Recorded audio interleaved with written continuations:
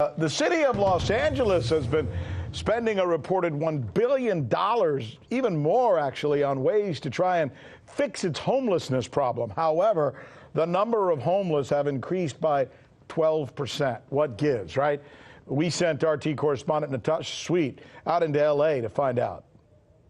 About 50 blocks in total, roughly 4,200 people without homes live here on Skid Row. And now new health concerns are arising as the city is seeing a surge in homelessness. The streets are getting a little more crowded in the City of Angels. The latest numbers reveal that Los Angeles County has seen a 12% jump in homelessness to almost 59,000. And within the city of LA, there's a whopping 16% increase. The study revealing an increase among those under the age of 25 as well as the elderly.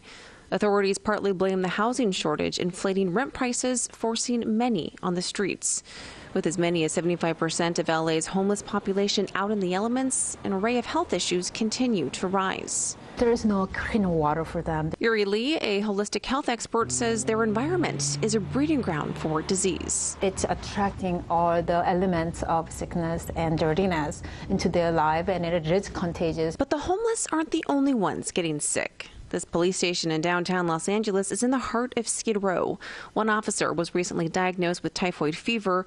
At least 5 other officers have similar symptoms. According to the Centers for Disease Control and Prevention, typhoid fever is extremely rare in the U.S. It reportedly spreads through contaminated food or water or through close contact with someone who's infected. But the piles of trash building up in encampments is also becoming dangerous. Just last year, a flea-borne typhus outbreak was tied to rat infestations and filthy conditions. And in 2017, there was a hepatitis A outbreak. We reached out to the Los Angeles Police Department, who said in a statement, "Unfortunately, our police officers often patrol in adverse environments and can be exposed to dangerous elements. They're currently working to mitigate the issue." The union representing those officers said in a statement to RT, "Officers worry enough about being shot or injured policing the streets of Los Angeles. They shouldn't have to worry about being infected with diseases they can take home to their families simply by showing up to work." All this comes as a decision was made last week to not put a limit on the amount of property that homeless people can keep on Skid Row. The thought of unlimited free storage is receiving mixed emotions among city officials. And we know that there were some officers, we know at least one who was in the area and contracted typhoid fever. Other ones are having symptoms. We don't know for sure what they have. But any advice to officers and people who might be out in the elements? So obviously it's a very, common that you need to make sure that your hands are washed and that your body is clean. However, it is so important that your immune system to be strong.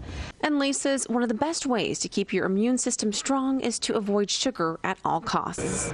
It was just 3 years ago that LA voters approved a $1.2 billion housing bond to help with the homeless crisis. And officials say that money will go toward building 5,000 housing units within the next decade. In Los Angeles, Natasha Sweet, RT. I'm Rick Sanchez. You found us on YouTube, and that's awesome. But you know what? I'm also live every night at 7 and 8 p.m. Eastern on DirecTV and Dish and cable and satellite, the RT app, and Pluto TV. I'll see you there.